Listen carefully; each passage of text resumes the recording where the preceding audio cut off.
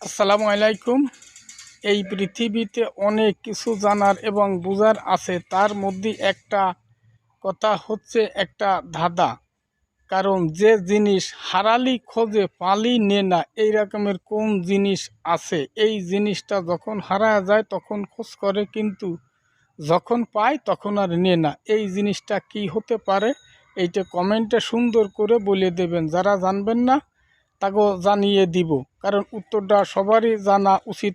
দাদাটা অত্যন্ত গুরুত্বপূর্ণ এবং ভালো এবং মজা আছে, তাই কমেন্ট করে একটু জানায় দেবেন। না জানলে আমাকে কমেন্ট করলে তাকে বলে দেব, কারণ যে জিনিস হারায় এই জিনিস খোঁজ করে কিন্তু ফালি নে না।